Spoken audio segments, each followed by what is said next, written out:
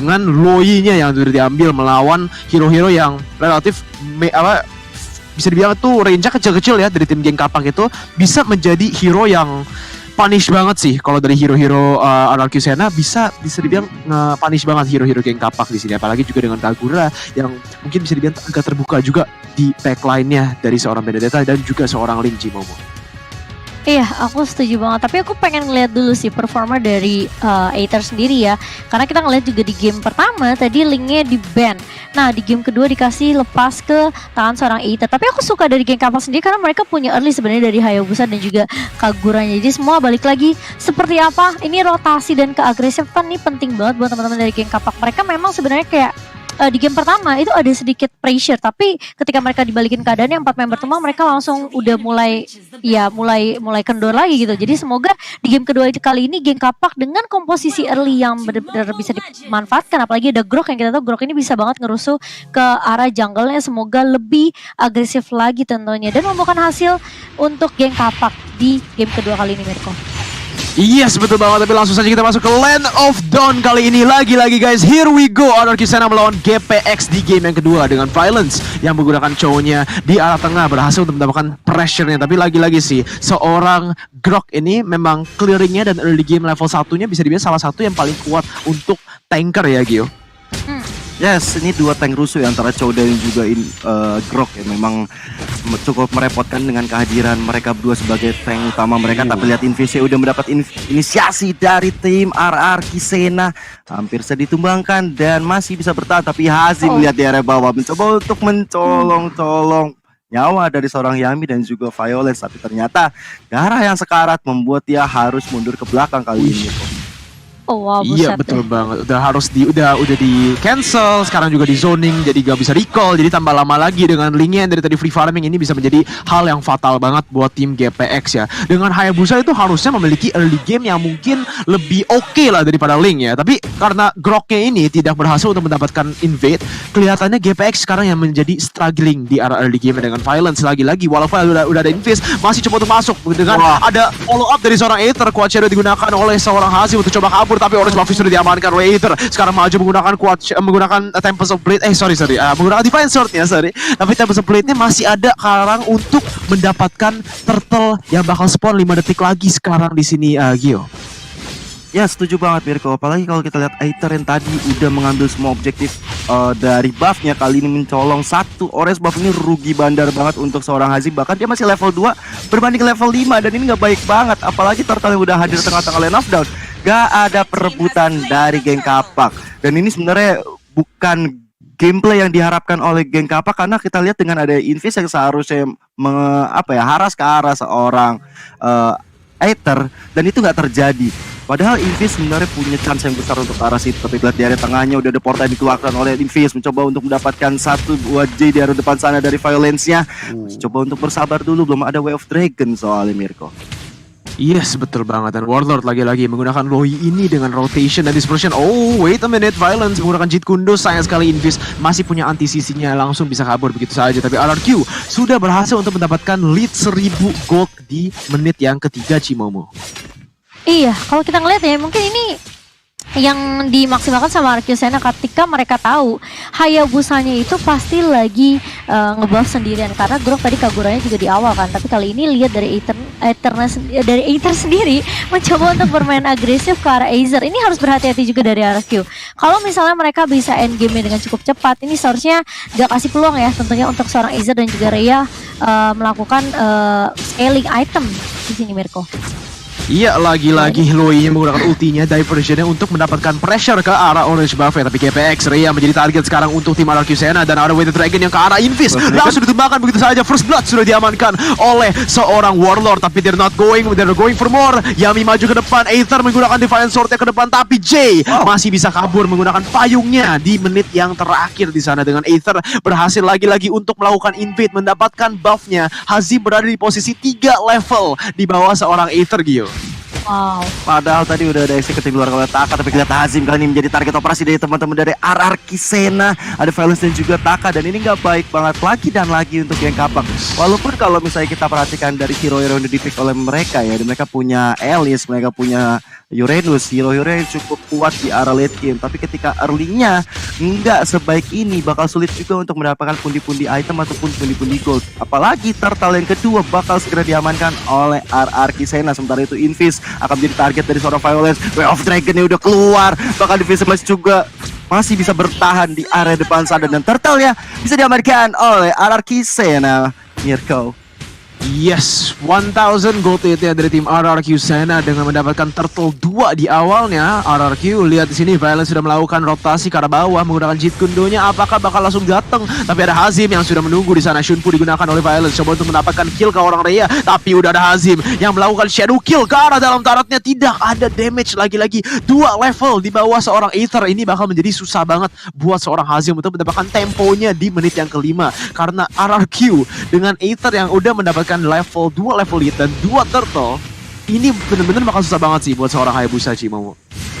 Iya, aku setuju banget. Apalagi dia bener-bener dirusuh banget di awalnya, bener-bener gak dikasih space untuk ngambil orange buff aja, kagak dikasih space gitu loh kalau seorang Hazim. Apalagi kalau kita lihat di sini Aether pun bermain dengan cukup agresif, tapi dia harus berhati-hati karena memiliki sisi yang cukup tentunya dari geng kapak, di mana kita tahu Kagura dengan Nina Overturn dan bahkan Wild Charge dari grup tadi hampir aja menumbangkan Aether sendiri kalau misalnya ada follow up tadi ya dari seorang Hayabusanya. Tapi ternyata Hayabusanya lebih untuk nge-secure ke arah purple buff orange buff terlebih dahulu tadi, Mirko.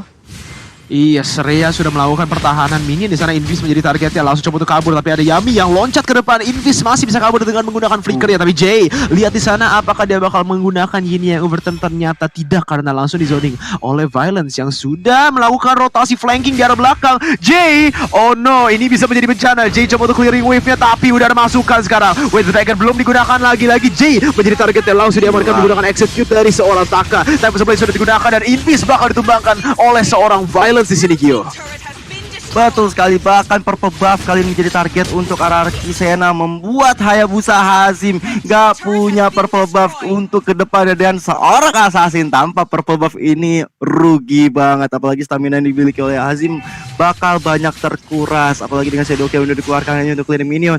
Ini menjadi apa ya, kalau bisa dibilang the only option untuk Hazim untuk mendapatkan pundi-pundi goldnya. Dan turtle yang ketiga udah di pop up oleh RR Kisena. Kali ini Invis di garis depan mencoba untuk mendapat 1 poin kill, tapi Aether di belakang sana mencoba untuk mendapatkan 1 poin kill juga. Belum ada soft blade, bahkan dapat sudah maskara seorang Kagura tertusuk sudah paru-parunya kali ini, dan dapatkan juga turtle yang double kill. Aether masih mau lebih karena Invis triple kill kah? Ternyata diambil oleh seorang Taka. Kali ini masih mau lebih, ternyata dari geng kapak memukul mundur barisannya. Rhea dan Hazim yang tersisa nggak bisa berbuat banyak, bahkan di area bawah outer turret akan diamankan oleh RR Kisena kali ini. Cimomo, what happened dengan GPX Cimomo?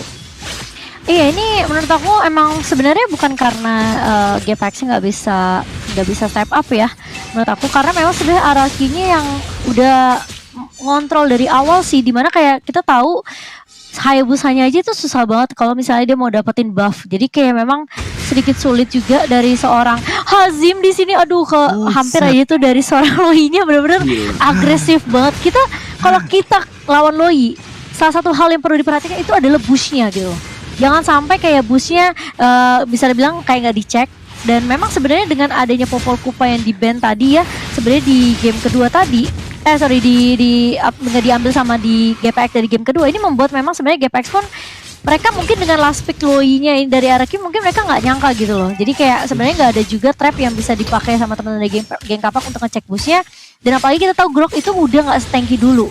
Memang dia udah punya physical damage sekarang, tapi masalahnya Grok ini tidak setebal romer-romer lain gitu loh, Mirko, menurut aku. Iya, bener banget sih. Grok itu apalagi di early game ya, tapi lihat udah ada geng di arah atas. Aether menjadi target. Sekarang Aether menggunakan Tempest Blade lagi-lagi untuk mencoba dapatkan killnya, tapi Aether masih bisa melakukan juking yang sangat bagus dan dia bisa survive di bawah turretnya. Habis udah di geng sama 4 orang, tapi Aether lagi-lagi masih mencoba untuk maju di sini menggunakan Finch Poison dengan sangat bagus. Dan lihat damage dari seorang Warlord yang Loi yang gue bilang salah satu counter dari hero-hero early game dan Billy dari tim mereka. Aether berhasil untuk loncat ke depan mendapatkan killing spree buat diri sendiri. Aether masih bisa kabur di sana dengan Violence menggunakan Jeet Kundo, tidak bisa mendapatkan apa-apa. Dan Rhea coba untuk maju lagi, Violence jadi targetnya, masih bisa kabur lagi tidak ada ability yang kena, dan itu sayang sekali buat tim GPX kali ini di menit yang ke-10, Gio. Gila ini 0 berbanding 7. Belum ada 1 poin kill yang didapatkan oleh geng Kapak. Bahkan di menit ke-9 Lordnya sudah hadir tengah-tengah lane of down. Ini menjadi PR besar untuk geng Kapak. Mereka harus coba mendapatkan 1 poin kill, mencoba untuk shutdown dari Aether. Dan menurut gua mereka harus coba lebih objektif. Dengan ada Hayabusa mereka bisa melancarkan serangan split push kalau menurut gua sih. Jadi seenggaknya Betul. mereka harus menculik dan juga mendapatkan 1 turret supaya mereka bisa menyusul ke arah goldnya. Karena perbandingan 6.000 itu udah gak baik banget di menit 9 seperti ini. Bahkan di area atas Reyanya Inferno dikeluarkan oleh seorang Yami. Bahkan Tempest of Blade belum dikeluarkan, masih coba untuk menyerang seorang Rey yang cukup tanky di arah depan sana. Tapi lihat, sudah ada Jet Kundo, belum ada Way of Dragon dari seorang Violence. Masih mencoba untuk sabar terlebih dahulu. Tapi dari segi itemnya silakan Cimomo. Iya, kalau kita ngeliat dari itemnya, di sini sepertinya nggak dikasih untuk ke analis ya, karena kalau kita lihat Violence ini benar-benar bermain dengan agresif dan bahkan lihat Aethernya sampai maju ke area depan. Oke, sekarang udah ada waktu buat analis. Kalau kita lihat dari itemnya, memang sebenarnya Aether di sini yang tadi mungkin dari Gio udah sempat bilang ya, ini perbedaan networknya udah jauh banget. Hampir sekarang nyentuh ke arah angka 6.000 sampai 7.000. Sementara memang dari itemnya sendiri lihat untuk Hazim aja belum ngedapetin Endless Battle. Dan dia baru dapetin War X aja. Sementara dari Aether udah ngedapetin 3 item, yaitu Demon Hunter Sword untuk attack speed, lalu juga ada True Damage dari Endless Battle-nya, dan juga ada War X di sini untuk seorang Link. Jadi untuk attack penetration dan juga dari physical damage-nya ini sini bakal kuat banget karena ada stack dari War X sendiri ya. Yami dia lebih bisa dibilang lebih bikin ke arah dominance ice dulu. Karena bisa dibilang kayak ini bener-bener dia respect banget sama Alice dan juga sama Uranus-nya. Sementara Bloodlust-nya baru jadi tadi di menit yang ke-10. Jadi memang sebenarnya untuk pemilihan item diprioritasin banget dari Arcusena. Mungkin seperti yang tadi Mirko udah sempat bilang di game pertama. Ini Arki mereka bener-bener kayak pemilihan itemnya itu nggak ngasal-ngasal gitu loh. Bisa dibilang kayak mereka justru lebih memprioritaskan. Bisa aja kan sebenarnya dari Yami bikin ke arah Bloodlust X baru ke arah ini kan ya, baru ke arah Dominus Ice, tapi enggak ternyata Mirko. Iya, lihat di sana Aether maju ke depan 4 orang dan masih bisa kabur di sini. Tapi ada shutdown yang dilakukan oleh seorang Hazim dan ini mungkin bisa menjadi posisi untuk memutar balikan situasi buat tim GPX dan Arcusena. Dengan 1 misplay itu sudah lumayan gede ya shutdown gold yang diamankan oleh seorang Hazim dengan Aether yang mendapatkan 3-0 skornya. Itu bisa mendapatkan shutdown. Tapi lihat Way Dragon combo ke arah belakang, Hazim langsung terbakar begitu saja. Well played sekali dari seorang Violence yang bisa mendapatkan momen yang sangat-sangat bagus di sana dan masih maju ke arah depan menggunakan Jet Kundonya. Lordnya sudah menumbangkan tier 2 tar di atas dan ini bakal menjadi sieging buat tim Arcusena. Invis menjadi targetnya, masih bisa kabur dan takkan menggunakan final blow karena belakang masih tidak bisa mendapatkan apa-apa dan Arcusena lagi dan lagi walaupun mereka cuma ber-4 orang anggotanya masih bisa melakukan siege yang sangat-sangat bagus di sini Gio.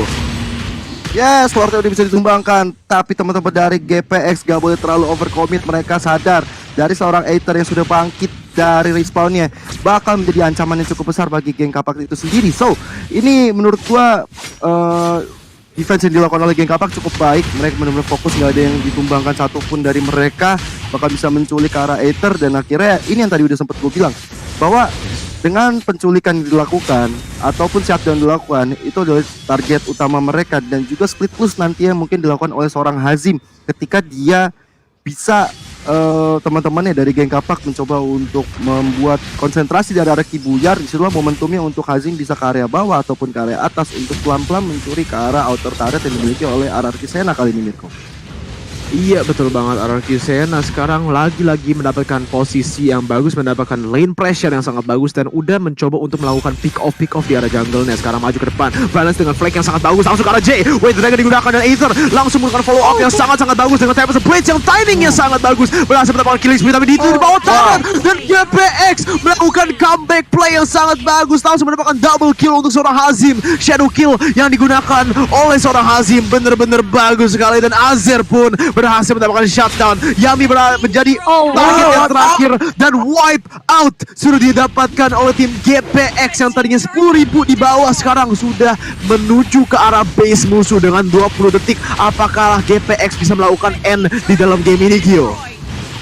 Ya ini dia yang seperti gue bilang kesalahan bisa jadi besar dan bisa menjadi fatal. Apalagi semua pemain dari geng Kapak langsung aja ke arah base dan kali ini tanpa basa-basi geng Kapak secure the game number 2. What a comeback dari geng Kapak dan membawa kita ke game yang ketiga.